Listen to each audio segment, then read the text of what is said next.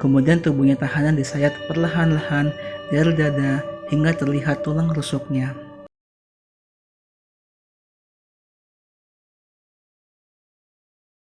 Hukuman mati merupakan hukuman terberat yang dijatuhkan bagi pelaku akibat perbuatannya.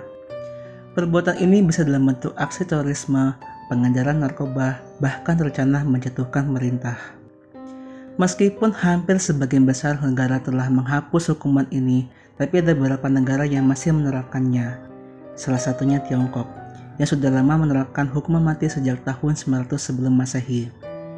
Ada 3 metode hukuman mati yang umum diterapkan di wilayah ini, yaitu waist chop, bamboo torture, dan yang paling mengerikan adalah lynching. Untuk kali ini saya hanya membahas tentang lynching, karena metode ini tidak hanya diterapkan di Tiongkok, tetapi juga di wilayah Vietnam maupun semenanjung Korea. Lynching juga bisa dibilang penyiksaan terkejam di dunia, karena sesuai dengan arti dari lynching, yaitu kematian secara perlahan-lahan. Setiap tahanan yang jatuhi hukuman lynching harus melalui proses penyiksaan yang cukup lama sebelum dieksekusi mati. Tempat eksekusi lynching berada di tengah masyarakat. Hal ini bertujuan agar warga bisa melihat secara langsung dan sadar akan sanksi hukuman yang berlaku di zaman itu. Penyiksaan ini dimulai dengan algojo mengikat tahanan di tiang eksekusi. Kemudian tubuhnya tahanan disayat perlahan-lahan dari dada hingga terlihat tulang rusuknya. Setelah itu, bagian tubuh lainnya dipotong hingga tahanan mulai tak sadarkan diri. Dan yang terakhir, algojo menyambut nyawanya tahanan dengan menusuk jantungnya dan memenggal kepalanya. Setiap dinasti memiliki kebijakan masing-masing dalam memberikan hukuman lynching. Di era dinasti Yuan, tahanan yang dijatuhi hukuman lynching akan disayat tubuhnya hingga 100 kali. Bahkan era dinasti Ming, tubuh tahanan akan disayat sebanyak 3.000 kali.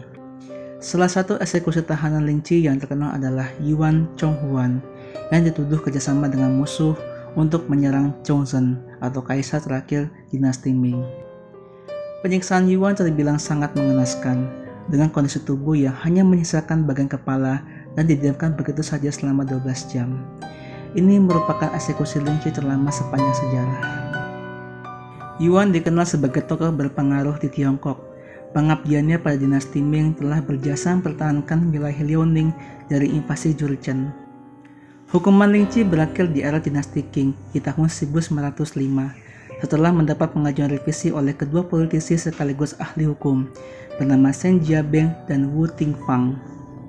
Meskipun lynching dianggap hukuman paling mengerikan, lalu kenapa hukuman ini bisa bertahan sangat lama? Hal itu dikarenakan masyarakat Tiongkok kala itu sangat menjunjung tinggi ajaran Konfusianisme, yang mana seorang yang telah melakukan kejahatan yang tidak bisa dimaafkan, maka tubuhnya tidak akan utuh di kehidupan setelah kematian. Bagaimana menurutmu? Tulis di kolom komentar. Jangan lupa like, share, dan subscribe channel Wakajib, serta nyalakan loncengnya untuk mendapat update terbaru dari Wakajib. Sampai jumpa.